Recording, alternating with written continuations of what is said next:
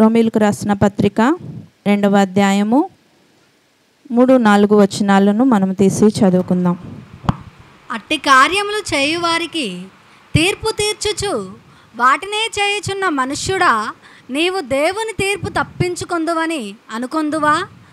లేదా దేవుని అనుగ్రహము మారు మనసు పొందుటకు నిన్ను ప్రేరేపించుచున్నదని ఎరుగక ఆయన అనుగ్రహైశ్వర్యమును, సహనమును, దీర్ఘశాంతమును తృణీకరించుదువా? హల్లెలూయా, హల్లెలూయా. దేవుడు ఈరోజు మనతో ప్రత్యేకంగా మాట్లాడబోతున్నాడు కనుక అందరము శ్రద్ధ భక్తులు కలిగి వాక్యం వైపు మనము గమనం పెడదాం. ఎందుకంటే వాక్యము మనం ఎవరము రాసినది కాదు, సేవకులు కానీ మీరు కానీ మరి ఇంకెవరు కాదు, కానీ పరిశుద్ధాత్మ ప్రేరేపణతో దేవుడు రాయించినది. మరి ఇక్కడ వచ్చి మాట్లాడేది కూడా దేవుడై ఉన్నాడు కనుక ఆయన 2 అంచులు కలిగిన ఖడ్గము. ఆ మాటలు మనని చెప్పువారికి వినువారికి సహితము అది పనిచేసే మాటలై ఉన్నవి కనుక మనం ప్రతి ఒక్కరము అది శ్రద్ధ భక్తులతో వాక్యాన్ని విందాం. మరి రోమా 2వ అధ్యాయము 3వ వచనంలో ఏమని రాస్తుందండి? అట్టి కార్యములు చేయువారికి తీర్పు తీర్చుచు వాటినే చేయుచున్న మనుషుడా, నీవు దేవుని తీర్పు తీర్చుకొందువని అనుకొందువా? దేవుని తీర్పు తప్పించుకొందువని అనుకొందువా? లేదా దేవుని అనుగ్రహము మారు మనసు పొందుటకు నిన్ను ప్రేరేపించున్నదని ఎరుగక ఆయన అనుగ్రహైశ్వర్యమును, సహనమును, దీర్ఘశాంతమును తృణీకరించుదువా అని ఇక్కడ దేవుని వాక్యము పౌలు భక్తుడి చేత రాయింపబడి ఉన్నది. ఏమని చెబుతుంది ఇక్కడ? అట్టి కార్యములు చేయు వారికి తీర్పు తీర్చుచు వాటినే చేయుచున్న మనుష్యుడా. మనము ఎలా ఉంటామంటే, ఎవరమైనా సరే ఎదుటివారిని జడ్జ్ చేయడానికైతే ఫస్ట్ ఉంటాం, కానీ ఆ జడ్జ్మెంట్ మనకి కూడా ఉంటుంది అనేది మర్చిపోతాం. కానీ దేవుని వాక్యం చెబుతుంది, అట్టి కార్యములు చేయు వారికి తీర్పు తీర్చుచు వాటినే చేయుచున్న మనుషుడా, నీవు దేవుని తీర్పు తప్పించుకొందువని అనుకొందువా? దేవుని తీర్పు ఎవరైనా తప్పించుకోగలరా అండి? అది ఎవరూ తప్పించుకోలేదు. అది ఎంతటి వాడైనా సరే అది తప్పించుకోవడానికి సాధ్యము కాదు. యేసు ప్రభువుకు కూడా తీర్పు తీర్చాలని ప్రయత్నించారు, ఆయనకు తీర్పు తీర్చారు, కానీ అదే అన్యాయపు తీర్పు. కానీ ఆయనను తీర్పులో ఉంచినా సరే, ఎక్కడ ఉన్నా సరే మన తండ్రి అయిన దేవుడు ఎలా ఉన్నాడండి? ఎక్కడైనా మచ్చ ముడత డాగు ఉన్నదా అండి ఆయనలో ఏ మచ్చ, ఏ ముడత, ఏ డాగు లేదు కనుక ఆయన ఒక్కడే పరిశుద్ధుడు, పర్ఫెక్ట్. ఆయన జడ్జ్మెంట్ కూడా న్యాయమైనది, సత్యమైనది. మరి 2వ వచనంలో మీరు చూస్తే అక్కడే అట్టి కార్యములు చేయు వారి మీద దేవుని తీర్పు సత్యమును అనుసరించినదే అని ఎరుగుదుము. ఎలా ఉంటుందంట? సత్యము అంటే ట్రూత్, పర్ఫెక్ట్, అందులో అబద్ధం ఉండదు. యేసయ్య అన్యాయస్తుడు కానే కాదు. ఆయనకు అన్యాయపు తీర్పు మనం తీర్చాము, కానీ ఆయన మనల్ని ఎన్నడూ అన్యాయముగా తీర్చడు. కానీ ఆయన దృష్టిలో వీళ్ళు బాగా ఉన్నారు కదా, దేవుని సన్నిధిలో వీళ్ళు పర్ఫెక్ట్గా ఉన్నారు కదా అని మనం అనుకుంటాం. కానీ మనం మనుషులు ఏం చూస్తామండి? పై రూపం చూస్తాము, కానీ దేవుడు అంతరంగము చూస్తాడు. ప్రతి కార్యాన్ని ఆయన లెక్కిస్తూనే ఉన్నాడు. ఈ కార్యం చేస్తాం, ఇది అయిపోయింది, ఓవర్లుక్ చేస్తాడేమో యేసయ్య, నేను ముందుకెళ్ళిపోతున్నాను కదా, బాగున్నాను కదా అనుకుంటామేమో, కానీ ఆయన ప్రతీది మనం చేసిన ప్రతి తప్పుని మనకి దానికి పనిష్మెంటు, క్లియరెన్స్ ఇస్తాడండి. అంత పర్ఫెక్ట్గా ఉంటుంది ఆయన జడ్జిమెంట్. ఎలా ఉంది చూడండి, నీవు దేవుని తీర్పు తప్పించుకొందువని అనుకొందువా?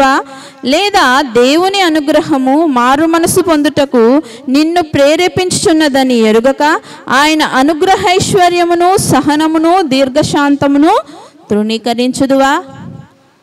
ఆయన దీర్ఘశాంతాన్ని, సహనాన్ని ఎలా తీసుకుంటారంటే జనులు, నేనేం చేసినా వీళ్ళలో తప్పు క్షమించరని రాసింది, నాకేం పర్వాలేదేమో, నేను బాగానే ఉన్నాను, మన జీవితం ముందుకెళ్తూనే ఉంటుంది. కానీ ఖచ్చితంగా దానికైతే శిక్ష అనేది ఉంటుంది. ఎందుకంటే మన ప్రతి చర్య, ప్రతి ఆలోచన మరి బాగుగా చూసేది యేసయ్యే. ప్రతిదీ ఎక్కడ రెక్కించబడిపోతుంది? ఆయన ముందు ఉన్న ప్రతి పుస్తకంలో మన యొక్క ప్రతి ఒక్క విషయాలు మనం చేస్తున్న డే లాంగ్ మనం చేసేదంతా అక్కడ రాయబడుతుంది. అది మంచిదైనను సరే, చెడ్డదైనను సరే.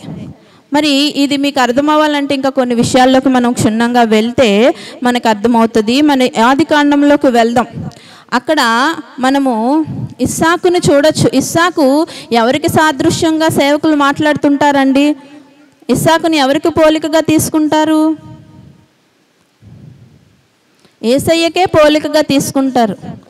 మరి ఇస్సాకును దేవునికి, యేసు ప్రభు వారికే పోలికగా పోలుస్తారు. ఎందుకంటే మీరు చూసినట్లయితే మరి తన తండ్రి అక్కడ పూర్వకాలంలో అందరూ ఒక్క భార్య కాదండి, ఖచ్చితంగా 2, 3 ఇంకా ఎక్కువే కదా. ఒక్క వైఫ్తో ఉన్నవాళ్ళు చాలా తక్కువ.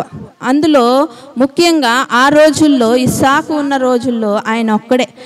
అతని తండ్రి అయిన అబ్రహాముకు ఎంత మంచి పేరుంది. ఆయన విశ్వాసులకే తండ్రి అయినప్పటికీ ఆయనకి 3 భార్యలు ఉన్నారు. కానీ ఈయన ఒక్కడే మనము చూస్తే బైబిల్ గ్రంథంలో మరి ఇస్సాకు ఒక్కరికే అటువంటి యేసయ్య వంటి గుణలక్షణాలు అన్నీ ఉన్నాయి కనుక ఎక్కువ యేసయ్యకు సాదృశ్యముగా కొన్నిసార్లు ఇస్సాకును తీసుకుంటూ ఉంటారు, ఆయనలో ఉన్న మంచితనం, మంచి విషయాల బట్టి. మరి ఈ విధంగా ఉన్నప్పుడు ఇంత మంచి భక్తుడు ఆయన జీవితంలో ఒక మచ్చ డాగు లేకుండా ఉన్నాడు కాబట్టే కదా యేసయ్యకు పోల్చుకోగలుగుతున్నాం. అలాంటి ఆయనకు ఒక ఆలోచన వచ్చిందంట ఒకానొక రోజున. ఇప్పుడు ఇంకా అవసాన దశలోకి వచ్చినప్పుడు, ఆయన చివరి దశలోకి వచ్చేసినప్పుడు ఆయనకు ఒక కోరిక కలిగింది. ఎవరికైనా తెలుసా ఏం కలిగింది? ఏం కలిగిందమ్మా? ఆయన ఒక ఆహారము తినాలని ఆశపడ్డాడు. ఏమని? మంచిది భోజనము తినాలని ఆయన ఆశపడ్డాడంట. నేను మంచి మాంసము కూర తినాలి, మంచి ఫుడ్ తినాలి అని ఆశపడ్డాడంట. మరి భోజనము గురించి మన బైబిల్ గ్రంథం ఏం చెబుతుంది? బాగా తినండి, బాగా పండుకోండి అని చెప్తుందా మన బైబిల్? మన వాక్యము చదువుకున్నాం కొన్ని వారాల క్రితం. ఏం చెప్పారు సేవకులు? మరి మన పరలోక రాజ్యము భోజనంతోనూ నీతి, సమాధానము, పరిశుద్ధాత్మలే అందలి ఆనందమునై ఉన్నది. మరి పరలోకంలో ఏది ఉంటే మనం దానికోసమే భూలోకంలో కూడా వాంఛించాలి. అలాగంటే ఫుడ్ తినకూడదా అంటారేమో. ఫుడ్ తినొచ్చు, అది లిమిటెడ్గా తినాలి. ఓవర్గా దానికోసం ఆశలు కలిగి ఉండకూడదంట. అది కూడా పాపం కిందే. కానీ ఈయనకు ఆ చివరి దశలో ఇంతకాలము చక్కగా జీవించి ఈ చివరి దశలో ఆయనకు ఒక కోరిక పుట్టేసింది. మరి అదే మీరు చూస్తే దానియేలుని చూసినట్లయితే ఆ దానియేలు ఎలా ఉన్నారు? ఆయన వేరే దేశానికి తరలింపబడినప్పుడు యవనస్తుడిగా ఉన్నప్పుడు ఇంకా తినాలనిపిస్తుంది. ఆ ఏజ్లో కూడా ఆయన ఏం చేస్తున్నాడు? ఆయన ముందు పెట్టిన అంత మంచి ఫుడ్ ఐటమ్స్ కూడా ఆయన ఏం చేస్తున్నాడు అని ఆశపడిపోయాడు. ఆ ఫుడ్ చూసి నాకు ఇవంతా వద్దు, శాకాహారం తింటానంటాడు. అంటే దేవునికి విరుద్ధమైనది ఏది తను వద్దనుకుంటాడు. తన శరీరాశలను జయిస్తాడు. మరి తనని నపంసకుడుగా చేసేస్తాడు. అంటే మగతనమే లేకుండా చేసినప్పటికీ దేవుని కోసమే జీవించాడు అంతము వరకు నమ్మకంగా. హల్లెలూయా, హల్లెలూయా. దానియేలు స్టోరీ మనకందరికీ తెలుసు కదా. ఆయన ఏ విధంగా జీవించాడు యవనం సమయంలో. మరి ఈయన యవన కాలం అంతా చక్కగా దేవుని కోసం జీవించి చివరి దశలో ఏమైపోయాడు? ఈయనకి ఏం కోరిక పుట్టింది? ఈ ఆహారం తినాలని. ఎందుకు నేను ఇది స్ట్రెస్ అవుట్ చేస్తున్నానంటే ఈ ఆహారం వల్ల అక్కడ ఆ రోజుల్లో చాలా పెద్ద ఒక ఘోరమే జరిగిపోయింది అనుకోవాలి. పెద్ద అంత క్రైసిస్ జరిగిపోయింది అక్కడ. ఏంటో చూద్దాం మనము. మరి ఆదికాండం 27వ అధ్యాయము 9వ వచనం చూద్దాం మొట్టమొదటిగా. నీవు మందకు వెళ్ళి 2 మంచి మేక పిల్లలను అక్కడి నుండి నా యొద్దకు తెమ్ము. వాటితో నీ తండ్రికి ఇష్టమైన రుచిగల భోజ్యములను అతనికి చేసేదను. నీ తండ్రి మృతి పొందక ముందు అతడు వాటిని తిని నిన్ను ఆశీర్వదించినట్లు నీవు వాటిని నీ తండ్రి యొద్దకు తీసుకొని పోవాలనెను. హల్లెలూయా, హల్లెలూయా. మీరు అలాగే 27లో ఒకసారి 1వ వచనం నుంచి చదువుదాం. ఇస్సాకు వృద్ధుడై అతని కన్నులకు మందదృష్టి కలిగినప్పుడు అతడు తన పెద్ద కుమారుడైన ఏశావుతో నా కుమారుడా అని అతని పిలవగా అతడు చిత్తము నాయన అని అతనితో అనెను. అప్పుడు ఇస్సాకు, ఇదిగో నేను వృద్ధుడను, నా మరణ దినము నాకు తెలియదు. కాబట్టి నీవు దయచేసి నీ ఆయుధములైన నీ అంబుల పొదిని నీ విల్లును తీసుకొని అడవికి పోయి నా కొరకు వేటాడి మాంసము తెమ్ము. నేను చావక మునుపు నిన్ను నేను ఆశీర్వదించినట్లు నాకిష్టమైన రుచిగల భోజ్యములను సిద్ధపరిచి నేను తినుటకై నా యొద్దకు తెమ్మని చెప్పెను. ఇస్సాకు తన కుమారుడగు ఏశావుతో ఇట్లు చెప్పుచుండగా రిబ్కా వినుచుండెను. ఏశావు వేటాడి మాంసము తెచ్చుటకు అడవికి వెళ్ళెను. అప్పుడు రిబ్కా తన కుమారుడగు యాకోబును చూచి, ఇదిగో నీ తండ్రి నీ అన్నైన ఏశావుతో మృతిమందక మునుపు నేను తిని యెహోవా సన్నిధిని నిన్ను ఆశీర్వదించున్నట్లు నా కొరకు మాంసము తెచ్చి నాకు రుచిగల భోజ్యములను సిద్ధపరచుమని చెప్పగా వింటిని. కాబట్టి నా కుమారుడా, నా మాట విని నేను నీకు ఆజ్ఞాపించినట్టు చేయుము. హల్లెలూయా, హల్లెలూయా. ఇక్కడ ఇస్సాకు పిలిచి, తనకి 2 కుమారులు ఉన్నారు. ఎవరున్నారు? ఏశావు, యాకోబు. వీరు కవల పిల్లలై ఉన్నారు. అందులో పెద్దవాడైన ఏశావును పిలిచి ఆయన చెబుతున్నారు, నేను వృద్ధుడనైపోయాను, నేను చావక ముందే ఒక ఫుడ్ తినాలని ఆశపడుతున్నాను కుమారుడా. నేను తిని నీకు ఆశీర్వాదాలు ఇవ్వాలనుకుంటున్నాను. నిన్ను దీవించి నేను కన్ను మూస్తానని చెప్పి ఆయనను పిలిపించాడనమాట. పిలిపించి చెబుతున్నాడు. ఈ మాట ఎవరు వింటున్నారు? రహస్యముగా రిబ్కా వింటుంది. రిబ్కా విన్నాక మనం ఇందాక చదువుకున్న వచనం ఏం చెబుతుంది? ఆమె వినేసి వెళ్ళిపోయి ఆమెకు ఆ ఆశీర్వాదము 2వ బిడ్డకి రావాలని ఆశగా ఉంది.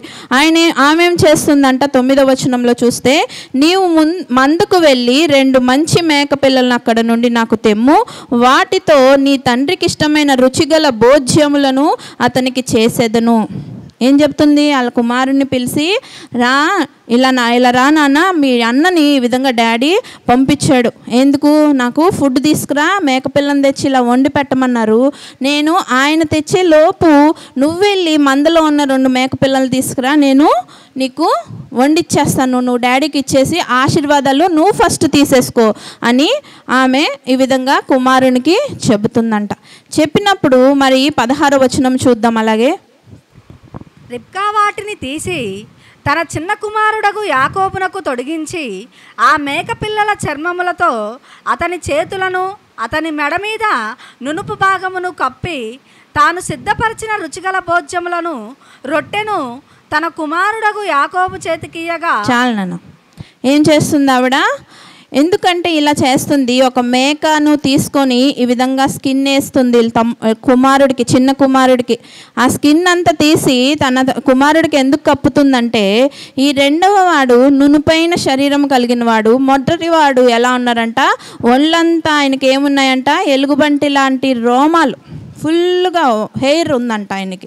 అందువలన మీ తండ్రి గుడ్డివాడైనప్పటికీ నిన్ను ముట్టి తెలుసుకుంటాడు, నువ్వు యాకోబు అని తెలిసిపోతుంది.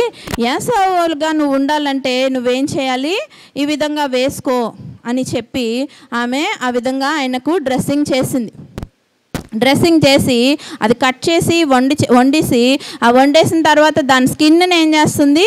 ఈయన బాడీ నిండా అంటించేసి పంపిస్తుంది అన్నమాట. పంపించినప్పుడు ఆయన ఆహారం తీసుకొని తండ్రి దగ్గరికి వచ్చాడు. తండ్రి వాయిస్ ఎలా ఉందంట? యాకోబు వాయిస్ వస్తుంది. కానీ యాకోబు కాదు కదా నేను ఈ వర్క్ చెప్పింది అంటే, అప్పుడు ఆయనకి డౌట్ వచ్చి ఆయన ఏం చేస్తున్నాడు? దగ్గరికి వెళ్ళి ముట్టి చూస్తున్నాడు. చూసినప్పుడు స్కిన్ అంతా ఆల్రెడీ తెలివిగా కప్పుకొచ్చాడు కదా. ఈ విధంగా ఏం చేస్తున్నాడు? తండ్రిని ఈయన ఇక్కడ మోసం చేస్తున్నాడా, మంచి చేస్తున్నాడా అండి? మోసం చేస్తున్నాడు. ఏ విధంగా? మేకతోలు కప్పుకొని యాషావులాగా అక్కడ యాక్టింగ్ చేస్తున్నాడు. అది మంచిదేనా? ఆయన అంటాడు ఆఖరికి, ఇస్సాకుకు ఒక డౌట్ వచ్చి, ఇది యాకోబు స్వరమే కానీ యాషావు బాడీ, నువ్వు నాకు ఆహారం ఇచ్చావు, నన్ను తృప్తిపరిచావు అని ఇంకా ఆయన ఆశీర్వదిస్తాడు. ఈ విధంగా తిని ఆశీర్వదించాక యాసావు వస్తాడు. ఎక్కడికో వెళ్ళి వేటాడి తండ్రి చెప్పినట్టు ఆయన ఏం చెప్పాడు? ఫస్ట్ నీ అంబుల పొది నింపుకొని వెళ్ళి నా కోసము మంచిగా వేటాడి ఒక మేకపిల్లని చంపి నాకు వండి మంచిగా తీసుకురా అని చెప్పాడు. అందుకు పాపం అతను వెళ్ళి ఆ విధంగా వండుకొని తీసుకొని వస్తాడు, చెమటలు కక్కుకొని. కానీ అప్పటికే ఏమైపోయింది? మోసము జరిగిపోయింది. కానీ యాకోబు మోసగాడైనప్పటికీ తర్వాత చాలా దేవునితో మనుషులతో కూడా పోరాడి గెలిచిన వాడుగా ఆయనకి ఒక చోట పేరు మనం ఒకసారి కూడా డిస్కస్ చేసుకున్నాం. ఇటువంటి మగసిరి గలవాడు అన్నట్టు దేవుడు ఈయన గురించి గొప్పగా మాట్లాడతాడు. అంటే ఎందుకంటే ఆయన రాత్రంతా పెనుగులాడతారు. ఎవరితోని? మనుషులతోనా? దేవునితోనే సహితం ఆయన పెనుగులాడి ఆశీర్వాదాన్ని ఇక్కడ మోసం చేసి తీసుకుంటాడు. తర్వాత పెనుగులాడి దేవుని దగ్గర నుంచి నిజమైన ఆశీర్వాదాలు పరిపూర్ణంగా పొందుకుంటాడు. అంతగా తనను తాను తగ్గించుకొని సరి చేసుకుంటాడు, పశ్చాత్తాపడతాడు. కానీ ఏం చేశాడు ఈయన? మోసం చేశాడు. అయితే ఈ మోసము దేవుడు ఇందాక మనం వాక్యం చదివాము. ఏం చదివాము? నీవు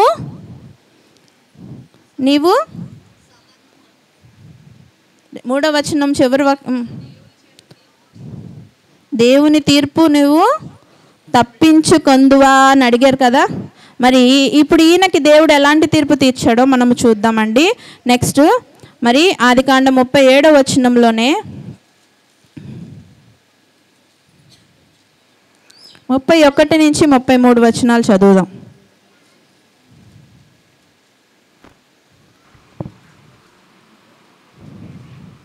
నెక్స్ట్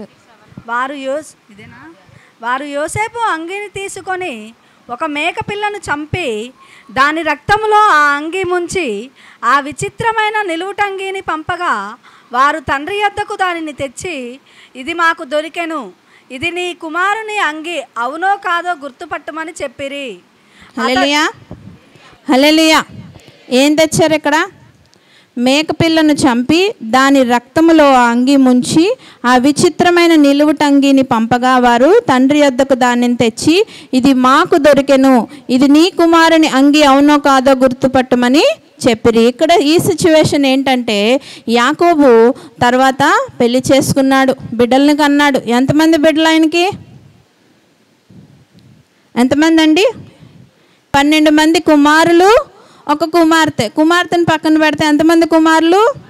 12 మంది కుమారులు. అందులో రాహేలుకు పుట్టిన కుమారుల్లో మొదటివాడైన యోసేపు అంటే ఆయనకి చాలా ప్రియము. ఆయన 11వ వాడు. ఆయనకన్నా ముందున్న 10 మంది కుమారులు ఏం చేస్తున్నారు? ఇది జెలసీ అయిపోయారు వాళ్ళు. అంటే ఈర్ష్య కలిగింది. ఈయనను ఎక్కువగా ఈయన ప్రేమిస్తున్నాడు, అదొకటి. ప్లస్ యోసేపుకు కలలు వస్తూ ఉండేవి, దర్శనాలు చూస్తూ ఉండేవాడు.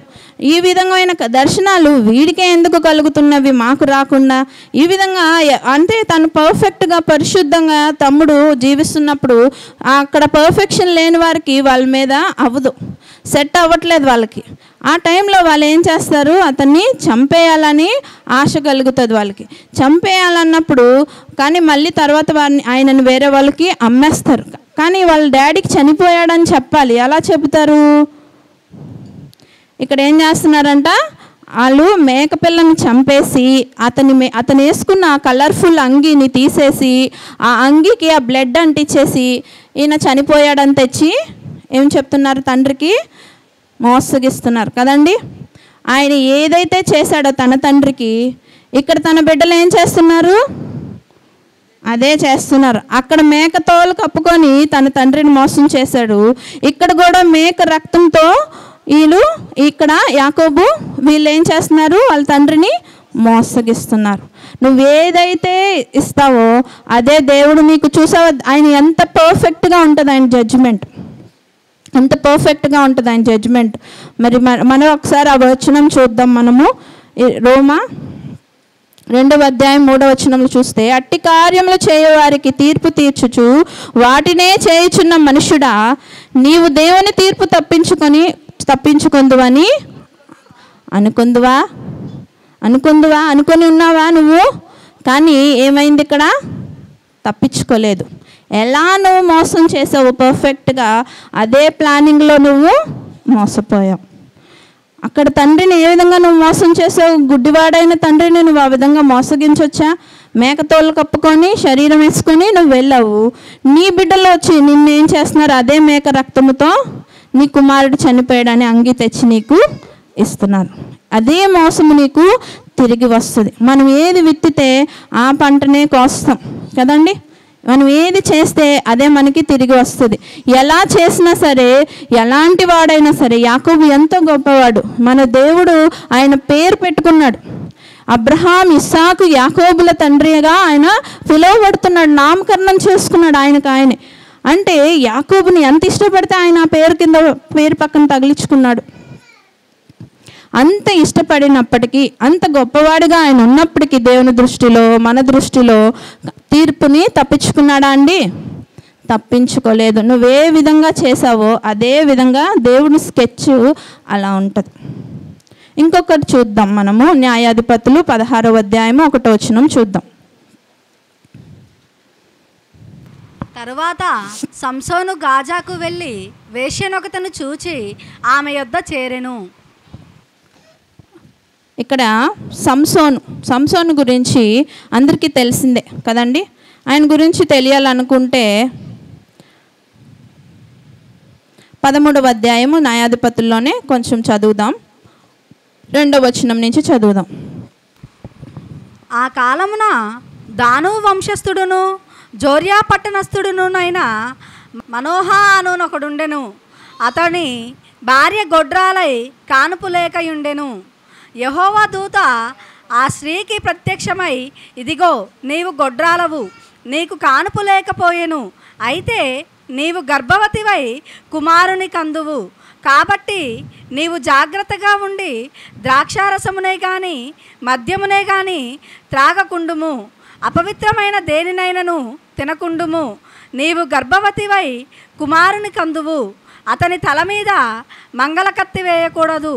ఆ బిడ్డ గర్భమున పుట్టినది మొదలుకొని దేవునికి నాజీరు చేయబడిన వాడై ఫిలిస్తీయుల చేతిలో నుండి ఇశ్రాయేలీలను రక్షింప మొదలుపెట్టునని ఆమెతో అనగా, ఆ స్త్రీ తన పెనిమిటి యొద్దకు వచ్చి, దైవజనుడొకడు నా యొద్దకు వచ్చెను, అతని రూపము దేవదూత రూపమును పోలినదై మిక్కిలి భీకరముగా ఉండెను.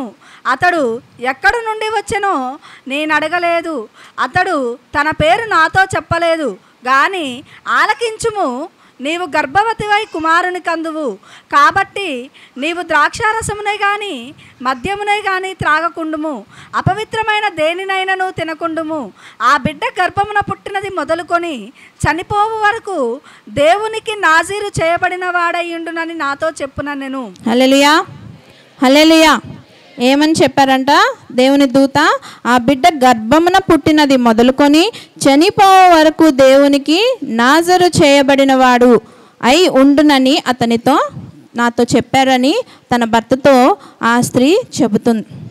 మరి ఈ యొక్క సంసోనును ఆయన పుట్టక ముందే దేవుడు ఏర్పరచుకున్నాడు కదండి.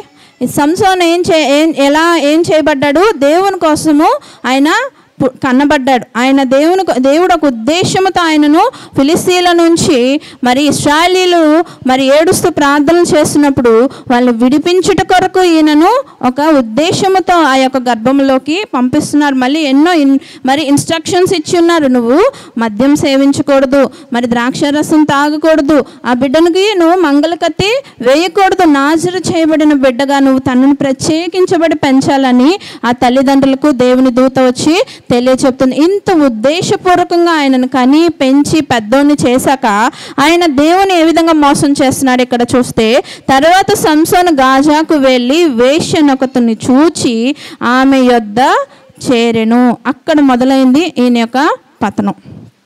అంతవరకు వీరశూర కార్యాలు చేస్తాడు ఆయన చేసిన కార్యాలు ఎవరు చేయలేరు అనమాట. అంత గొప్ప కార్యాలు దేవుని నామంలో చేశాడు. దవడ ఎముకతో ఏం చేశాడు? సింహాన్ని, తోడేల్ని, ఏమొస్తాయి ఆయనకి అడ్డుగా వాటిని చీల్చి పడేశాడు. గాడిద దవడ ఎముక ఎంత ఉంటుంది? ఆ ఎముకతో చంపేయడం అనేది ఈజీయా అండి సింహాన్ని చంపడం అంటే? అలా అంత గొప్ప శక్తిని దేవుడు ఆయనకి ఇచ్చాడు, అంత గొప్ప బలమును ఆయనకి ఇచ్చాడు. మరి నక్కల్ని పట్టుకొని మరి ఆ 2 నక్కలకి దివిటీలు కట్టి ఆయన ఊరిలోకి వదిలాడు. ఎన్నో గొప్ప కార్యాలు చేశాడు. మీకు ఇంకా చదవాలనిపిస్తే 13వ అధ్యాయం నుంచి మొత్తం ఇంటికి వెళ్ళి చదవండి. ఆయన చేసిన కార్యాలన్నీ నేను ఇప్పుడు చెప్పలేను. కానీ అంత గొప్పగా దేవుడు ఆయన నిర్మించుకున్నప్పుడు, ఆయన ఉద్దేశాలు ఆయన ద్వారా నెరవేరుస్తున్నప్పుడు ఆయన ఎంత నమ్మకంగా ఉండాలి దేవునికి. ఈయన వెళ్ళి ఏం చేస్తున్నాడు? అక్కడ ఆయన వద్దన్న కార్యాన్ని చేస్తున్నాడు. ఆ చూపుతో ఏం చేస్తున్నాడు? వేశ్యను చూస్తున్నాడు. ఆ వేశ్య వల్ల ఏమైపోయింది? తన జీవితమే ఈ 16వ అధ్యాయం మీరు మొత్తం చదివితే ఆయన ఎండ్ కూడా ఇక్కడే కనిపిస్తుంది మీకు. ఆమె ఏం చేస్తుంది? ఈయన ఎక్కడుందో తెలుసుకోవాలని ఈ వేశ్య కూడా ఎక్కడిది? ఫిలిస్తీరాలు. అంటే నీ శత్రువులో ఒక దానిని నువ్వు మోహిస్తున్నావు. ఆమె వద్దు అన్న కార్యాన్ని దగ్గరికి వెళ్ళాడు. అంటే దేవుడికి ఏం చేస్తున్నాడు? ఈయన మోసము చేస్తున్నాడు కదండి. దేవుణ్ణి నువ్వు మోసపుచ్చావు. దేవుడు నీకు ఎలాంటి తీర్పు ఇచ్చాడు చూడు. చివరికి 21వ వచనం చూద్దాం 16వ అధ్యాయంలో. అప్పుడు ఫిలిష్తీయులు అతని పట్టుకొని అతని కన్నులను ఊడదీసి గాజాకు అతని తీసుకొని వచ్చి ఇత్తడి సంకెళ్ళ చేత అతని బంధించిరి. హల్లెలూయా. ఎలా తీసుకొచ్చారంట? కళ్ళు ఊడదీశారు. ఈ కళ్ళుతోనే నువ్వు పాపాన్ని మొదలుపెట్టావు. దేవుడు ఆ కళ్ళునే నీ దగ్గర నుంచి తీసేశాడు. అంటే దేవుని యొక్క తీర్పు ఎంత పర్ఫెక్ట్గా ఉంటుంది మనం ఈరోజు మాట్లాడుకుంటున్నాం కదండి. అట్టి కార్యములు చేయు వారిని చూసి నువ్వు తీర్పు తీర్చుచున్నావు మనుష్యుడా, నీవు ఆ తీర్పు తప్పించుకుందువని అనుకుందువా అని దేవుడు అడుగుతున్నాడు. ఆ తీర్పును తప్పించుకున్నాడా అండి? సంసోను తప్పించుకోగలిగాడా? తప్పించుకోలేకపోయాడు. తర్వాత దేవుడు మళ్ళీ ఒక అనుగ్రహం ఇచ్చి అక్కడ ఉన్న వారందరినీ తన లైఫ్లో చంపిన వారికన్నా ట్రిపుల్ టైమ్స్ చంపేయడానికి దేవుడు కృప చూపిస్తాడు. కానీ తప్పించుకోగలిగాడా? తీర్పును తప్పించుకోలేవు. అతను ఎంత శౌర్యవంతుడైనప్పటికీ, ఎంత పరాక్రమశాలి అయినప్పటికీ, బైబిల్లోనే పరాక్రమశాలులు అంటే మొట్టమొదటిగా నిమ్రోదు, తర్వాత సంసోను. నిమ్రోదు దేవునికి విరుద్ధుడైనప్పుడు అతన్ని మనం లెక్క చేయవసరం. అంటే ఇంకా దేవుని కోసం పర్ఫెక్ట్గా ఉన్న మరి పరాక్రమశాలి అంటే ఎవరండి? సంసోనే. దేవుడు ఏర్పరచుకున్న పరాక్రమశాలి అయినప్పటికీ నీకు ఆ తీర్పు నిన్ను దాటి వెళ్ళిపోలే, నిన్ను చేరింది ఆ తీర్పు. అంటే మనం ఎంత? దేవుని దృష్టిలో నువ్వెంత కదండి. ఆ తీర్పు నువ్వు తప్పించుకోగలవా? దేవుడు అడుగుతున్నాడు ఈ ఉదయకాల సమయంలో. ఎలాగ తన కన్నులతో ఆ పాపం చేశాడో ఇక్కడ కూడా దేవుడు ఆ కన్నుల్ని ఓడిపీకి ఎలా చేస్తారా? దీన్ని సంకెళ్ళేసి గానుగెద్దును వలె ఆయనతో మరి ఆ గానుగుని దున్నిస్తూ ఉంటారు. గానుగులో ఆయన ఎద్దుతో తిప్పుతారు కదండి గానుగుని. పూర్వకాలంలో ఆ ఎద్దుని తీసేసి ఆ ప్లేస్లో ఈయన పెట్టి, ఒకప్పుడు నువ్వు ఎలా ఉన్నావు, ఆ ఎద్దునే తీసి ఇలా ఇసిరేసేలా ఉన్నా నిన్ను ఎలా చేసేసాడు దేవుడు? ఈ విధంగా చేశాడు. కానీ దేవుని తీర్పు అంత కరెక్ట్గా ఉంటుంది. దీన్ని చూసినప్పుడు వింటున్నప్పుడు మన రోమాలు నిక్కపరుచుకోవాలి. ఒంటిలో భయము అధికమైపోవాలి. ఇంకనో మీకు భయం రాకుండా దేవుని సన్నిధిలో భయభక్తులుగా లేకపోతే మాత్రము దేవుడు ఇంకా ఘోరంగా మనకి ఇలాంటి తీర్పు కన్నా ఘోరమైన తీర్పు మనకి ఇస్తాడు. హల్లెలూయా. ఇంకొకటి మనము చూద్దాము. 1 సమూయేలు 18వ అధ్యాయము 10-11 వచనాలు చదువుకుందాం. మరునాడు దేవుని యొద్ద నుండి దురాత్మ సౌలు మీదికి బలముగా వచ్చినందున అతడు ఇంటిలో ప్రవచించుచుండగా దావీదు మునపటిలాగున వీణ చేత పట్టుకొని వాయించెను.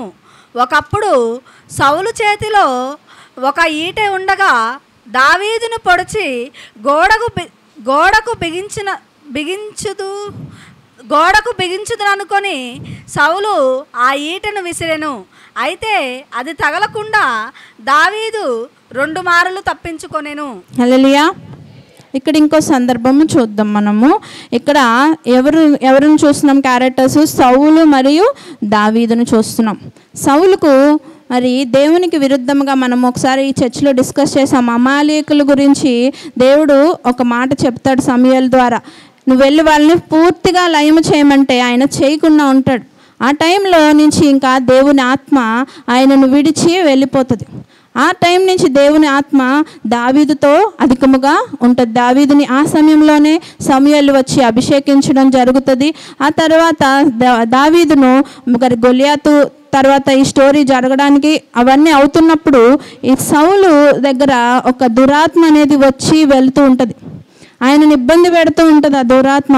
అయితే దావీదు గురించి తన యొక్క బంట్రోతులు చెప్తారు, తన దగ్గర ఉన్న సైనికులు చెప్తారు, నువ్వు దావీదు ఇలాగా ఈ వీణ వాయిస్తాడు, ఆయన వాయిస్తున్నప్పుడు మరి నీకు ఆ యొక్క దురాత్మ వదిలి వెళ్ళిపోతుంది. ఎందుకంటే ఆయన దగ్గర దేవుని ఆత్మ ఎంతగానో ఉన్నది, ఆయన దేవునికి ఎంతో అనుకూలంగా జీవిస్తున్నాడని మేము విన్నామంటే అయితే పిలిపించుకురండి అంటాడు సౌలు. ఆయన దగ్గర ఆయనకి ఈ టైంలో ఈ యొక్క ఫ్రస్ట్రేషన్ వస్తున్నప్పుడు ఈ దురాత్మ ఆయనను ఇబ్బంది పెడుతున్న సమయంలో దావీదు ఈ యొక్క వీణ వాయిస్తూ ఉండేవాడు. ఆ టైంలో దురాత్మ ఆయనను విడిచి వెళ్ళిపోయేదంట. దేవుని పరిశుద్ధాత్మ వచ్చి పరిశుద్ధాత్మ వచ్చినప్పుడు దురాత్మలు ఉంటాయండి, పారిపోతాయి. అలా పారిపోతున్న సమయంలో సౌలుకి మేలు చేస్తున్నాడా కీడు చేస్తున్నాడా? దావీదు మేలు చేస్తున్న దావీదును ఏం చేయాలనుకుంటున్నాడు చూడండి. ఇక్కడ ఒకప్పుడు 11వ వచనంలో చూస్తే, ఒకప్పుడు సౌలు చేతిలో ఒక ఈటె ఉండగా దావీదును పొడిచి గోడకు బిగించుదును అనుకొని సౌలు ఆ ఈటెను విసిరెను. అయితే అది తగలకుండా దావీదు 2 మార్లు తప్పించుకొని ఏమనుకుంటున్నాడు అన్న, నేను ఈ ఈట విసిరితే ఈ దావీదు లేచెళ్ళి ఆ గోడకి ఇలాగా ఏలాడబడాలి, ఆ ఈట వెళ్ళి ఆ దావీదుని గోడలో గుచ్చాలి అని ఊహించుకుని విసురుతున్నాడు ఆ ఈటెను. 2 సార్లు దావీదు దానిని తప్పించుకున్నాడంట. నీకు మేలు చేస్తున్నది మరి ఆ బిడ్డను ఏం చేస్తున్నావు? నువ్వు తిరిగి కీడు చేస్తున్నావు. కీడు చేసినప్పుడు దేవుని యొక్క తీర్పు నువ్వు తప్పించుకుందువా? నువ్వు మొదటి రాజు అయితేనేమి, ఇశ్రాయేలీయులను పరిపాలిస్తున్న రాజులలో మొట్టమొదటి రాజు ఆయన సౌలు కదా. అలాంటి సౌలును ఆయన ఎన్నుకోలేదు. మనము ముందు వారం ఆయన గురించి డిస్కస్ చేసుకున్నాం. ఆయన ఎన్నిక లేని వాడు అయినప్పటికీ దేవుడు ఆయనను ఎన్నుకున్నాడు. ఆయన ఆశించలేదు ఆ యొక్క పదవిని, అయినప్పటికీ దేవుడు ఆ పదవిని ఆయనకి ఇచ్చి ఉన్నాడు. కానీ ఈరోజు ఆ పదవిలో నువ్వు చేరాక నువ్వు ఎలా తయారైపోయావు? అమాయకుడైన వాడిని నువ్వు చంపాలని అనుకుంటున్నావు. దేవుని తీర్పు నిన్ను వదలదు కదా. ఆయన తీర్పు ఎలా వచ్చిందో మనం చూద్దాం. 31వ అధ్యాయంలో 4వ వచనం చూద్దాం. సున్నతి లేని వీరు వచ్చి నన్ను పొడిచి అపహాస్యము చేయకుండానట్లు నీ కత్తి దూసి దాని చేత నన్ను పొడవుమని తన ఆయుధములు మోయవానితో చెప్పగా అతడు భయము చేత అలాగూ చేయనొల్లకుండెను గనుక సౌలు తన కత్తి పట్టుకొని దాని మీద పడెను. హల్లెలూయా. ఏం చేశాడు? వాళ్ళెవరో వచ్చి నన్ను మరి శత్రు సైన్యం తరుముతున్నప్పుడు ఒక చోటకు వచ్చి తన సైనికుడిని అడుగుతున్నాడు, సున్నతి లేని ఆ వాళ్ళు వచ్చి నన్ను చంపేస్తారేమో, ఆ ఫిలిస్తీన్ల నుంచి విడిపించాలని ఈ రాజును ఎన్నుకున్నాడు దేవుడు. ఈరోజు ఆ ఫిలిస్తీన్లను నిన్ను ఎదుర్కొని వచ్చి నిన్ను చంపేయడానికి దేవుడు విడిచిపెట్టేశాడు. వాళ్ళు వచ్చి నన్ను చంపే కన్నా ముందే నువ్వు నన్ను చంపేయని తన సైనికుడిని అడుగుతున్నాడు అక్కడ. అయితే సైనికుడు చంపట్లేదని చివరికి ఆయన ఏం చేశాడు? ఆయన కత్తి మీద ఆయనే పడి చనిపోయాడు. ఆయన కత్తి మీద పడిపోయి ఆయన చనిపోయినప్పటికీ ఏం జరిగిందో చూద్దాము. మరి 9వ వచనం చూద్దాము. అతని తలను ఛేదించి అతని ఆయుధములను తీసి తమ బొమ్మల గుళ్ళలోను జనులలోను జయవర్తమానము తెలియజేయుటకై ఫిలిస్తీన్ల దేశములో నలుదిశలు వాటిని పంపిరి. 12వ వచనం కూడా చదువునాను. బలాశాలులందరూ లేచి రాత్రి అంతా నడిచి సౌలు మొండెమును అతని కుమారుల కళేబరములను బెత్షాను పట్టణపు గోడ మీద నుండి దించి యాబేషునకు తిరిగి వచ్చి వాటిని దహనము చేసి. చాలాను. హల్లెలూయా. ఏమైంది? నువ్వు ఆయన తల ఎక్కడ ఇసరాలనుకున్నాడు? ఆయన ఈటని దావీదుకు ఇసిరితే దావీదు వెళ్ళి గోడకు అంటుకోవాలి, ఇలా ఇక్కడ వెళ్ళి అది ఈట గుచ్చుకొని ఆయన అలా ఏలాడబడాలని ఈయన అనుకున్నాడు. ఇప్పుడు ఈయన తల ఏమైంది? చనిపోయినా సరే ఆ బాడీకి ఆయన చివరికైనా సరే దేవుని తీర్పు ఎలా ఉంది? ఆ తలను తీసేసి ఇప్పుడు గోడ మీద తినని ఏలాడాలి చేయాలనుకున్నారు. ఈయన ఎక్కడ గోడ మీద నుంచి ఊరంతా తలను ఊరేగించారంట. తర్వాత ఆ గోడ మీద నుంచి దించుతున్నారు. ఆ సీన్ ఎలా ఉందండి? ఆ సీన్ ఎలా ఉంది? ఆ గోడ మీద నుంచి దించుతున్నప్పుడు ఆయన ఊహించుకున్నట్టే ఉంది కదా. దావీదుని తల మండం వేరైపోయి గోడ మీద వస్తున్నట్టే ఉంది కదండి. ఇది పర్ఫెక్షన్ అంటే. దేవుని తీర్పు ఇంతగా ఉంటుంది. ఒళ్ళు గగ్గురు పొడిచేలా ఉంది ఈ వాక్యం నేను చదివినప్పుడు. సౌలు ఆయన గొప్ప రాజు, మొట్టమొదటి రాజు, 40 సంవత్సరములు మరి ఇశ్రాయేలీయులను పరిపాలించిన రాజు, దేవుని ఆత్మతో దేవుని దైవజనుని చేత అభిషేకించబడిన రాజు, దేవుని చేత నిర్మించబడిన రాజు అయినప్పటికీ నేనే కదా నిర్మించుకున్నానని యేసయ్య క్షమించి వదిలేశాడా? తప్పు చేస్తే ఎలాంటి వాడికైనా తీర్పు తప్పదు, శిక్ష తప్పదు. అది ఎలాంటి వారైనా సరే కదండి. ఇది మనము ప్రతి విషయంలో మన దేవుడు ప్రతిదీ మనకి తేటపరిచి చూపిస్తున్నప్పుడు మన లైఫ్లో కూడా మనం ఏదైతే దేవుని దృష్టిలో వ్యతిరేకంగా జీవిస్తామో, దేవునికి వ్యతిరేకంగా ఎందుకు సంసోను చూశాడు? ఆయన కన్నులే తీసేశాడు.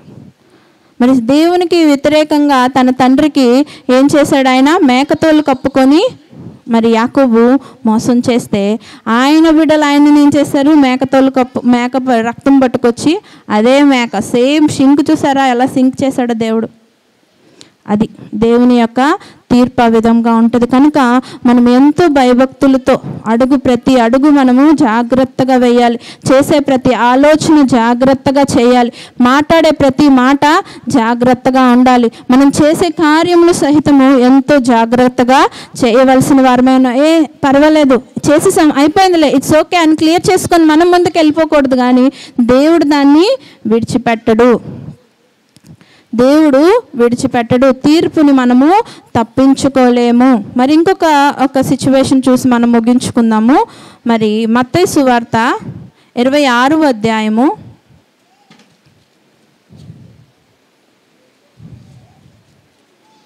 71-72 చదువుదాం వచనాలు.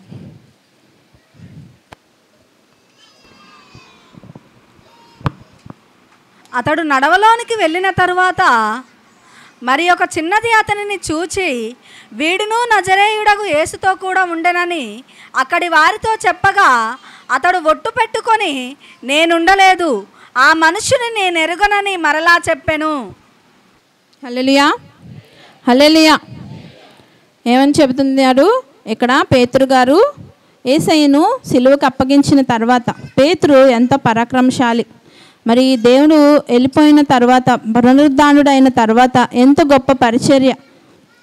ఎలాంటి పరిచర్య అంటే యేసయ్య నీకు సమస్తము సాధ్యమే అనే దానిలో మనం డిస్కస్ చేసాం.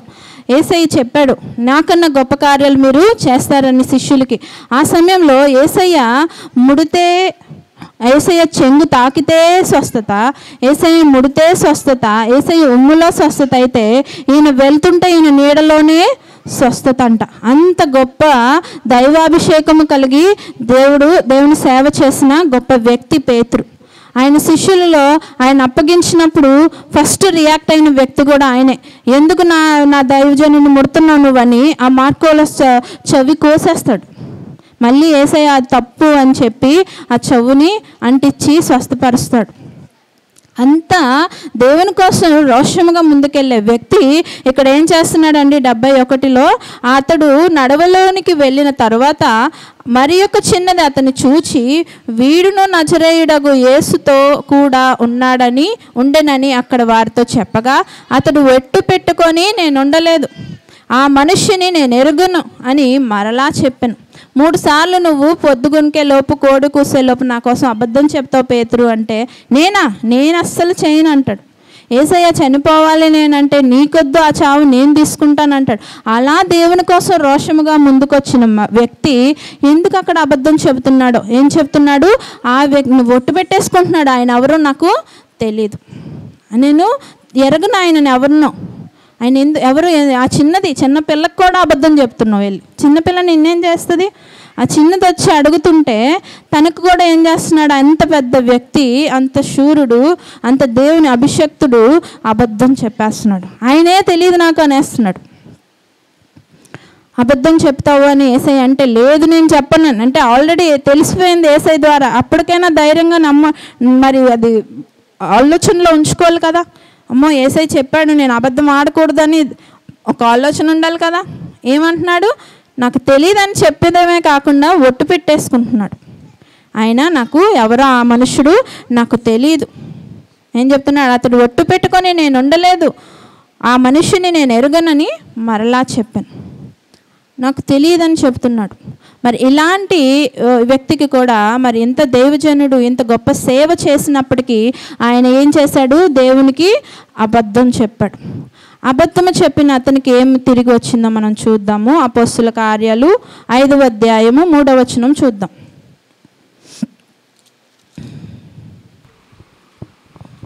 అప్పుడు పేతురు, అననీయా, నీ భూమి వెలలో కొంత దాచుకొని పరిశుద్ధాత్మను మోసపుచ్చుటకు సాతాను ఎందుకు నీ హృదయమును ప్రేరేపించెను? హల్లెలూయా.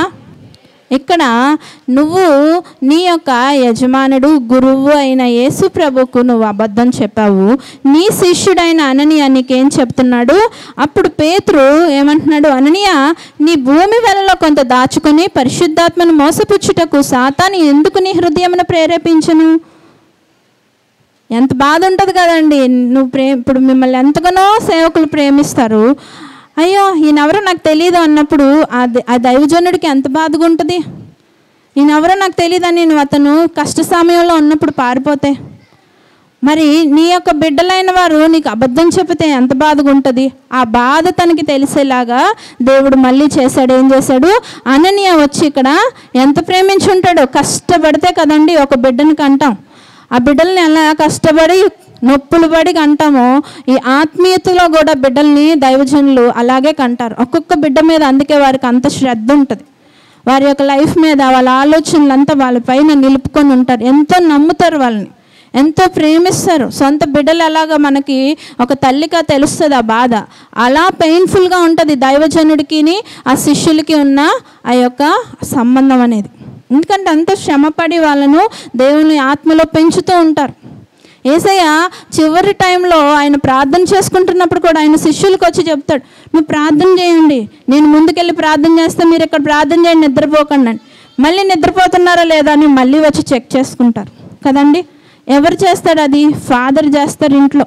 మేము నిద్రపోతుంటే మా నాన్న వచ్చి, మా బిడ్డలు బాగానే పడుకున్నారా, మా బిడ్డలు ఏమైనా పురుగులు కరుస్తున్నాయా, ఏమైనా దుస్తులు తొలగిపోయినాయా, వాళ్ళు బాగున్నారా, కరెక్ట్గా ఉన్నారా ప్లేసెస్లో చెక్ చేసుకుంటూ ఉంటారు. ఏ తండ్రి అయినా అంతే, ఏ ఇంట్లోనైనా అంతే. వాళ్ళ తండ్రికి ఉంటుంది ఆ శ్రద్ధ కదా. మరి ఆత్మీయ తండ్రికి ఆ విధమైన బాధ ఉంటుంది. తల్లి బిడ్డల పైన అంత శ్రద్ధ ఉంటుంది. అలా శ్రద్ధగా ఆయన ప్రేమిస్తున్నాను నిన్ను. పేతురంటే ఆయన కుడి భుజము ఎడం భుజంలా ఉంటారు. అలాంటి కుడి భుజమే ఆయన ఏం చేశాడు, ఆయన దేవుడు ఎంతగా దీవించాడంటే పరలోక తాళపు చెవులకే ఆయన చేతికి ఇచ్చేశాడు. అంటే ఎంత నమ్మాడు కదా పేతుర్ని. మరి నువ్వు నీ శిష్యుడైన అననీయ నిన్ను ఆ బాధ పెట్టినప్పుడు నువ్వు దేవుని పెట్టిన బాధ నీకు ఆ నొప్పి తెలుస్తుంది. ఇప్పుడు మనం చదివాము అననీయకు అది వచ్చిందని.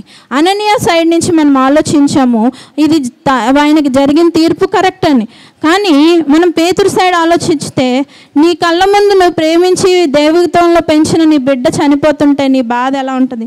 నిన్ను అబద్ధం చెప్పి మోసం చేసి చనిపోతుంటే నీ బాధ ఎలా ఉంటుంది? ఒక్కసారి మీరే ఆలోచించండి. మీరు ప్రేమించి ఎవరికో ఒకరికైనా లైఫ్లో మంచి నేర్పించి మీకు ఒక శిష్యులుగా చేర్చుకొని ఉండుంటారు. నీవు చెప్తే అది చేసినట్టే అన్నట్టు ఉండుంటారు. అలాంటి వాడు నిన్ను మోసం చేస్తే నీ కళ్ళ ముందు నాశనం అయిపోతుంటే నీ బాధ ఎలా ఉంటుంది? అదే తీర్పు దేవుడికి తిను చేశాడు. యేసయ్య ఎక్కడో లేడు, అక్కడే ఉన్నాడు. ఈయన తెలుసు కదా నిన్ను అంటే ఆయన ముందే నువ్వు నాకు తెలియదని ఒట్టు పెట్టుకున్నావు. ఈరోజు నీ శిష్యుడైన అననీయ నీకేం చేస్తున్నాడు? అబద్ధం చెప్పాడు.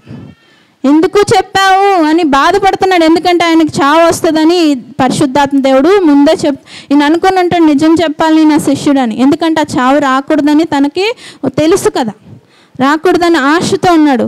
కానీ ఆ పెయిన్ అనేది తప్పల. ఎంతటి గొప్పవారికైనా ఆ యొక్క తీర్పు తప్పదు. ఎట్టి వారైనా సరే మనం మళ్ళీ మూలవాక్యానికి వెళ్దాము. ఏమని చెప్తున్నారు?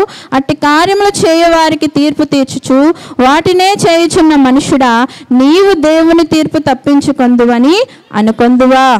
లేదా దేవుని అనుగ్రహము మారు మనసు పొందుటకు నిన్నే ప్రేరేపించున్నదని ఎరుగక ఆయన అనుగ్రహైశ్వర్యమును సహనమును దీర్ఘశాంతమును తృణీకరించదవా?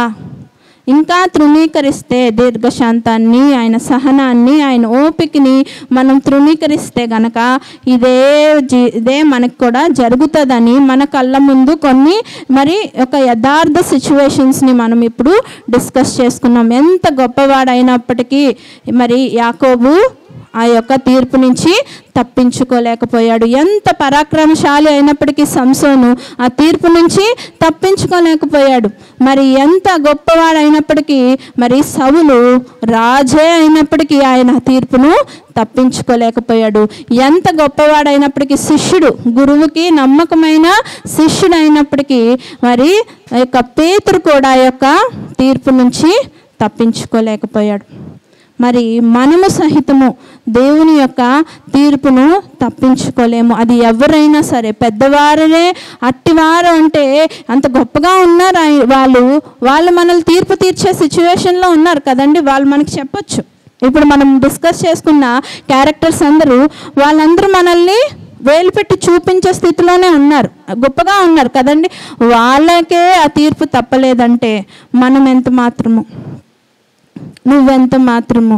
ఒక్కసారి మనము స్వపరీక్ష చేసుకున్నాం. మనం చెప్పుకున్నాం. ఇంకొకసారి తండ్రి నువ్వు ఇచ్చిన ఈ అనుగ్రహైశ్వర్యమును అనగా సహనమును దీర్ఘశాంతమును మేము తృణీకరించమయ్యా. నువ్వు మాకు మరొక ఛాన్స్ ఇచ్చావు. ఈ ఛాన్స్ని మేము ఈ యొక్కది మేము మిస్ చేయము.